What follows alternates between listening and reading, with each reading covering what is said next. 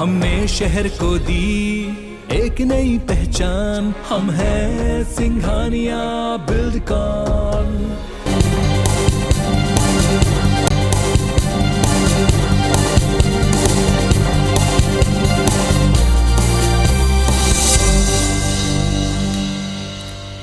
नमस्कार, आप देख रहे हैं मध्य प्रदेश की बात। आपके साथ मैं राहुल सौमित्र हूं। मध्य प्रदेश की बात में आज बात होगी खरगोन सांसद के एक संवाद की और उस पर मचे सियासी बवाल की। असल में खरगोन के सांसद गजेंद्र पटेल ने मंच से लोगों को संकल्प दिलाया कि आप सभी ईंट का जवाब पत्थर से देने के लिए तैयार रहिए। यह एक सांसद का वक्तव्य है। और दूसरे लोगों को समझाते हुए कहा, अब ये दूसरे लोग कौन हैं ये तो वही जाने, लेकिन उनको समझाते हुए उन्होंने ये कहा है कि ये वो सरकार नहीं है जो समझौता करे। वहीं नीमच में पूर्व मुख्यमंत्री दिग्विजय सिंह ने भी एक स्टेटमेंट दिया है। उन्होंने कहा है कि बीजेपी गरीब मुसलमानों को पत्थर फेंकने के लिए पैसे देती है। अब सवाल यह है कि ऐसे नाजुक मौके पर इन बयानों के मायने क्या हैं। चर्चा करेंगे इस पर विस्तार से। दो खास मेहमान भी होंगे, लेकिन उसके पहले एक रिपोर्ट देख लेते हैं। हम धर्म के आधार पर जीते हैं और अगर आपने पत्थर बरसाए हैं तो हम भी संत सनातन धर्म के लोग हैं। पत्थर तुमने बरसाए हैं, हम बड़े पत्थर इनका जवाब पत्थर से देने के लिए तैयार रहना है। ये बयान उस वक्त आया जब खरगोन में लोगों का जनजीवन धीरे धीरे सामान्य हो रहा है। वायरल वीडियो में लोगों को संकल्प दिलाने वाले ये खरगोन के सांसद गजेंद्र पटेल हैं, जिन्होंने अपनी उपस्थिति बयान के जरिए दर्ज कराई है। उनका साफ कहना है कि हम सनातन धर्म के लोग हैं जो ईंट का जवाब पत्थर से देने के लिए तैयार हैं। और इस देश में एक शक्तिशाली सरकार चल रही है, देश के प्रधानमंत्री जी की, और इसलिए इस बात को वो दूसरे लोग समझ जाए या वो सरकार नहीं है समझौते करने वाली थी। आप सब लोग ताकत से खड़े हो जाएं। ये देश मां भारत का है, इसकी ओर कोई देखेगा तो ये हिंदू समाज पूरी ताकत से खड़ा रहेगा। इसके बाद सवाल यह भी उठ रहा है कि गजेंद्र पटेल तो पूरे खरगोन के सांसद हैं, तो उनके क्षेत्र में ये दूसरे लोग कौन हैं? हालांकि इस वायरल वीडियो पर स्थानीय सांसद की कोई टिप्पणी नहीं आई है, लेकिन इस बात पर मध्य प्रदेश में राजनीति शुरू हो गई है। कांग्रेस कह रही कि बीजेपी हमेशा पाखंड को अंजाम देती है। वहीं पूर्व मुख्यमंत्री ने तो यहां तक कह दिया कि बीजेपी गरीब मुसलमानों को पत्थर फेंकने के लिए पैसे देती है।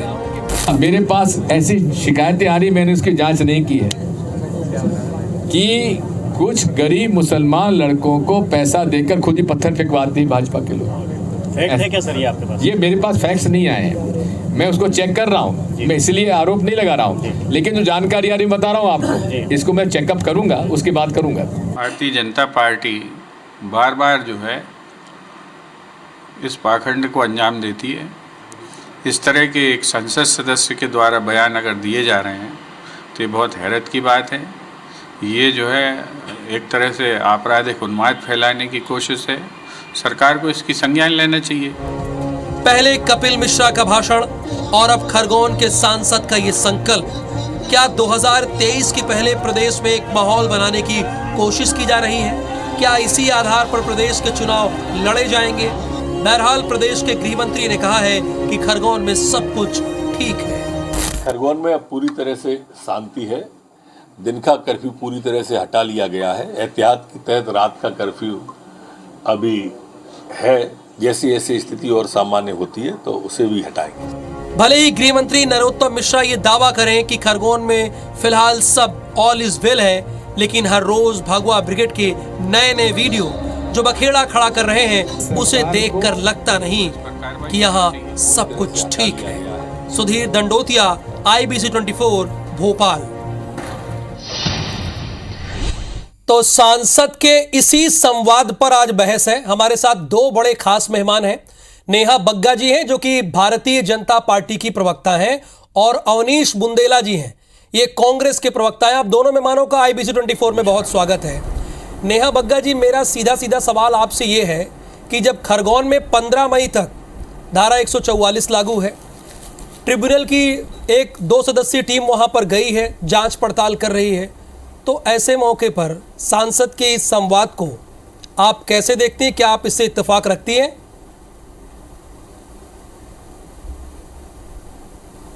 नहीं, देखिए, बहुत स्पष्ट है कि जिस तरीके की दंगाई हुई है शोभा यात्रा के दौरान, जिस तरीके से पत्थरबाजी हुई है और उस पे जो कार्रवाई की है सरकार और प्रशासन ने, वो स्पष्ट बताता है कि कार्रवाई जोर शोर से होगी और जो भी दंगाई हैं उनको पकड़कर सलाखों के पीछे भेजा जाएगा। यही आशय वहां के सांसद जी का भी था। शब्दों का हेरफेर हो सकता है पर अर्थ उनका यही था और ये बहुत स्पष्ट है। पर आपने दिग्विजय सिंह जी के बाद बयान सुनाया, ये दिग्विजय सिंह पूर्व मुख्यमंत्री जी दोबारा वही काम कर रहे हैं जो पूर्व में भी कर चुके हैं और जिसकी वजह से उनके ऊपर FIR दर्ज है। एक तस्वीर लगा दी और दिखा दिया कि भाई एक धार्मिक स्थल पर हिंदू चढ़ गए और झंडा फहराने का प्रयास कर रहे हैं और उसे खरगोन का बता दिया। आज कह रहे हैं कि भाई मुसलमानों को, गरीब मुसलमानों को भारतीय जनता पार्टी पत्थर देती है, पैसा देती है और उसके प्रमाण नहीं है, पर मैं ढूंढूंगा। तो प्रमाण नहीं है पर सामने आकर जो टपर टपर करने की आदत पड़ गई है दिग्विजय सिंह जी की, भ्रम फैलाने की, इसी के कारण उनके ऊपर फिर से FIR दर्ज होगी। पर सवाल यह है कि बार बार धार्मिक उन्माद फैलाने वालों के साथ दिग्विजय सिंह और कांग्रेस पार्टी क्यों नजर आती है, ये सबसे बड़ा प्रश्न है। और अगर सांसद कहते हैं कि कार्रवाई होगी और जबरदस्त कार्रवाई होगी तो उस पर पीड़ा क्यों होने लग जाती है? क्योंकि पत्थर जो है इनके लिए वो सेक्युलर है और बुलडोजर जो चलता है तो वो कम्युनल हो जाता है। पत्थर तो फेंकने वाले जो कहा वो धार्मिक प्रेम का संदेश था क्या? फेंकने वालों पर कार्रवाई जो है वो कम्युनल है इनके लिए। देखिए, वो कानूनी कार्रवाई का संदेश था और जो व्यक्ति जिस भाषा में समझता है, मुझे लगता है कि उसे उसी भाषा में समझाने की भी आवश्यकता है। जो लोग पत्थर फेंक रहे थे, जिन्होंने पत्थर फेंके हैं, जिनकी मानसिकता पत्थर फेंकने की है, धार्मिक उन्माद फैलाने की है, उन्हें समझाने की आवश्यकता है कि कार्रवाई उससे बड़ी ही होगी। अवनीश बुंदेला जी, जो जिस भाषा में समझेगा भारतीय जनता पार्टी उसको उसी भाषा में समझाएगी।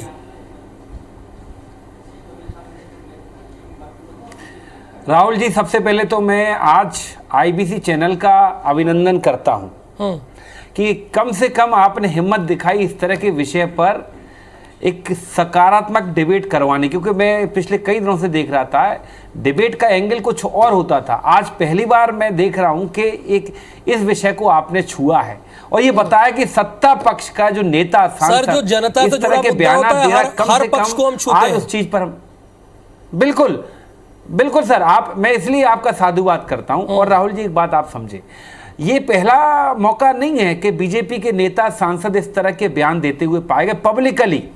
अब मुझे बताएं, अगर इस तरह की चीजों से दंगा नहीं भड़केगा तो कैसे भड़केगा? मतलब दिग्विजय सिंह जी अगर जरा सी बात करें, वो कह रहे मेरे पास सबूत नहीं, स्पष्ट कह रहे हैं कि ये मेरी शंका है, तो मतलब उससे तो दंगा भड़क जाता है। और अगर आज अगर सांसद कह रहा है स्पष्ट तौर पर, जो आप शब्दावली सुन रहे हैं राहुल जी, उससे दंगा नहीं भड़केगा। उससे मुझे लगता है ये कुछ और होगा, कहीं मिलन समारोह होगा। तो ये भाजपा का दोहरा चाल चरित्र, और ये पहली बार नहीं है कि जो सांसद कह रहे हैं। आपको याद होगा अनुराग ठाकुर का बयान ओपनली चुनावी रैली में कि गोली मारो सालों को। ये क्या है?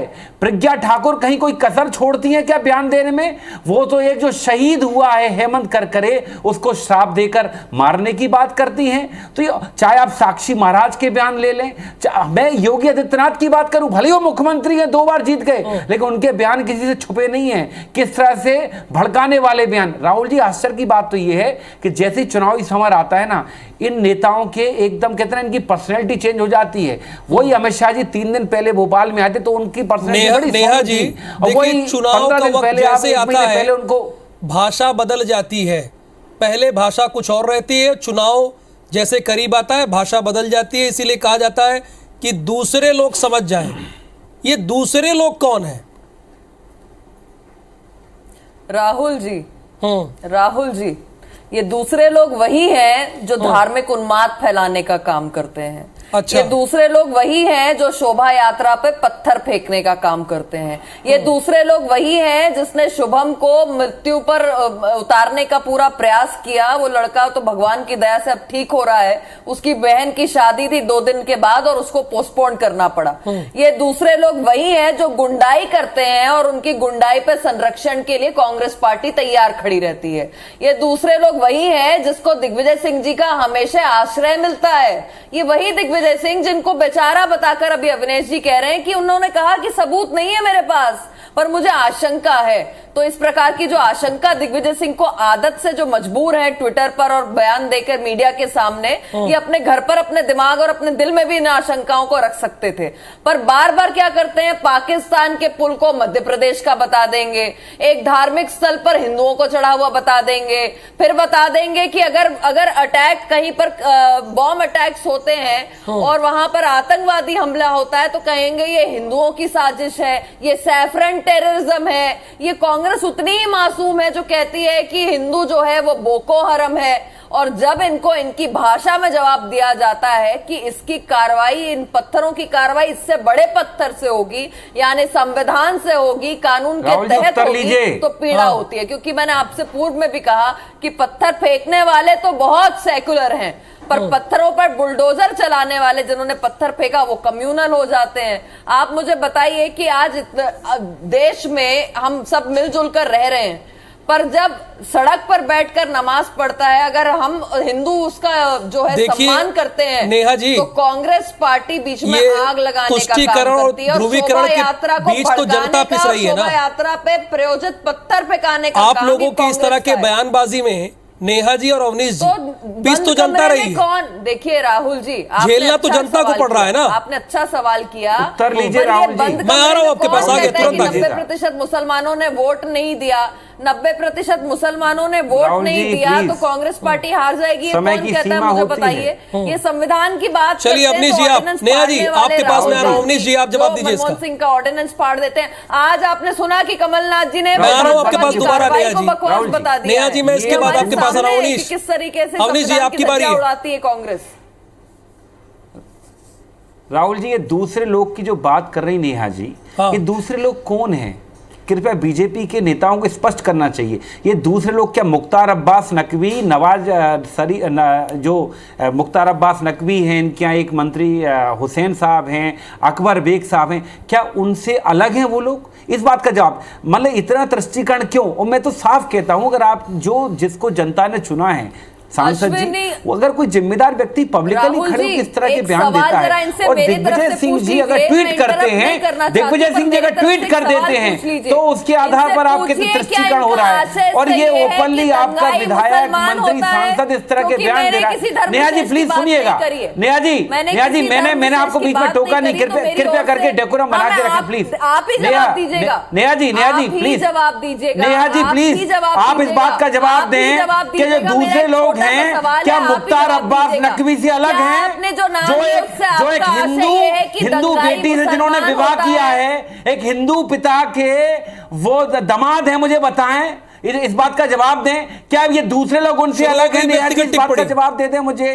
2 मंत्री है भाजपा में, मतलब प्रोग्राम है, इसमें भी आप लाइन पर रह नहीं पाए, शुरू हो गई व्यक्तिगत टिप्पणी। नहीं देखिए यहाँ व्यक्तिगत टिप्पणी की कोई जगह नहीं है। अवनीश जी मैं एकदम क्लियर बता दे रहा हूँ आपको, सवाल का जवाब कोई जगह नहीं है। ये स्पष्ट बात। देखिए मैं सवाल, राहुल जी क्यों, राहुल जी ये गांधी परिवार पर कभी भी शिफ्ट हो सकते हैं, कभी भी गांधी परिवार के पिता को कुछ भी आप बता सकते हैं। अगर हम बोले तो व्यक्तिगत टिप्पणी, ये मैं दोनों से कह रहा हूँ। देखिए मैं दोनों से पूछ रहा हूँ क्योंकि जनता तक सही बात जानी चाहिए। नेहा बग्गा जी, एक मिनट, नेहा बग्गा जी और अवनीश बुंदेला जी ये बताएं। आप लोगों से जब ब्रेक के बाद वापस आएंगे तो बातचीत करेंगे, लेकिन सवाल यही है कि एक कह रहा है कि दूसरे लोग, और दूसरे लोगों को टारगेट कर रहा है, और दूसरा बता दे रहा है कि वो दूसरे लोग कौन है। ने देखा सांसद के संवाद का, नेहा बग्गा जी जो कि भारतीय जनता पार्टी की प्रवक्ता है, उन्होंने कहा कि जो जैसा व्यवहार करेगा हमारी पार्टी उसके साथ उसी तरह से व्यवहार करेगी। अवनीश बुंदेला जी ने भी अपनी सफाई दी अपने दिग्विजय सिंह के बारे में, उन्होंने कहा। लेकिन नेहा बग्गा जी, मेरा सवाल तो यह है कि हम धर्म के आधार पर जीते हैं तो हम संविधान के आधार पर भी जीते हैं, तो स्वाभाविक है सरकार है, उसकी पुलिस है, तो जो जैसा बिहेव करेगा तो पुलिस उसे उस तरह से टॉलरेट करेगी ना। तो ऐसे में जब धारा 144 लगी हो, ट्रिब्यूनल की टीम वहां पर गई हो, तो ऐसे बयान का आप कैसे समर्थन कर सकती हैं?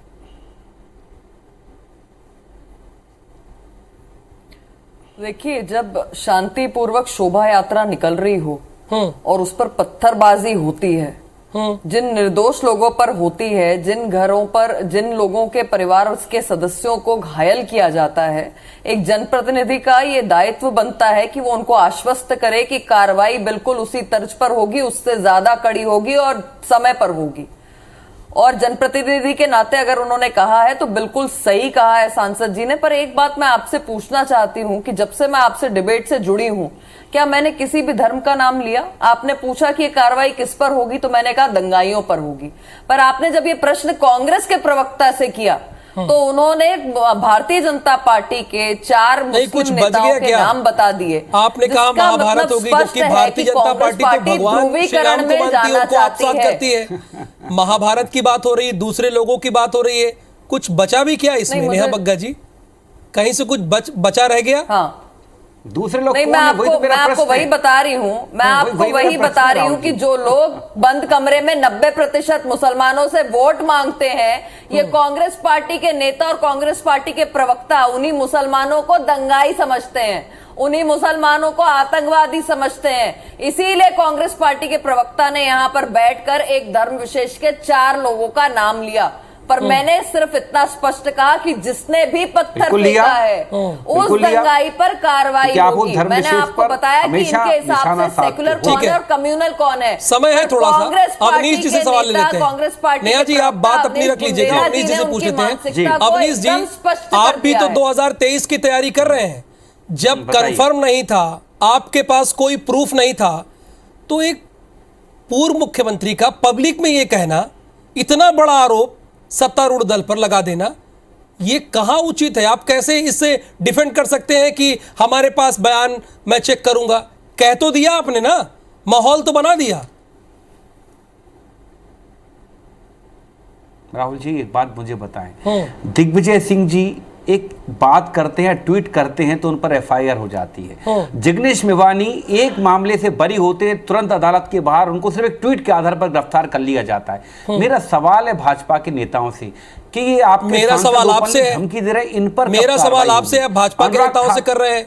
जो दिग्विजय सिंह जी ने कहा उससे आप इत्तेफाक रख रहे हैं? मेरा सवाल जी, बिल्कुल मैं साफ कह रहा हूं, अगर दिग्विजय सिंह जी ने शंका जाहिर की, उन्होंने कहा मेरे पास सबूत नहीं है, अगर इसके ऊपर शंका होती है, क्योंकि खुद अगर आप देखें तो इस तरह की कई बार चीजें देखने को मिली हैं, और मैंने इसलिए तो 4 नाम गिनाए। तो ये बताइए, आग में घी डालने का काम आप नहीं कर रहे हैं? दूसरे लोग, इससे तो यही मैसेज जाएगा ना कि आग में घी डालने का काम तो आप भी कर रहे हैं। तो एक बात, राहुल जी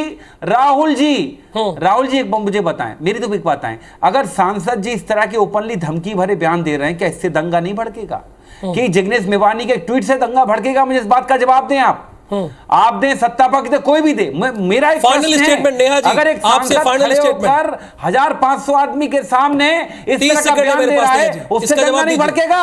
कि दिग्विजय सिंह जी के एक छोटे से वक्तव्य से कि 4 लोगों में चर्चा कर रहे हैं, वो उससे दंगा भड़केगा? इस बात का जवाब दें। वो बंद कमरों में तो मुसलमानों से वोट मांगते हैं। हम ध्रुवीकरण की राजनीति नहीं करते हैं, आपकी जमीन खिसक चुकी है, आपको मालूम है महंगाई के ऊपर आपके पास कोई जवाब नहीं है, बेरोजगारी के ऊपर कोई जवाब, समय का अभाव है, इसलिए ये डिबेट यहीं पर रोक रहे हैं। आप दोनों मेहमानों का बहुत बहुत शुक्रिया। अब सीधा सवाल ये है कि क्या ये 2023 चुनाव के लिए ध्रुवीकरण बनाम तुष्टीकरण की जमीन बन रही है? क्योंकि अभी की सियासत तो कुछ यही तस्वीर दिखा रही है। अब सब कुछ जनता पर निर्भर करता है कि इस तस्वीर को आप स्वीकार करते हैं या अस्वीकार।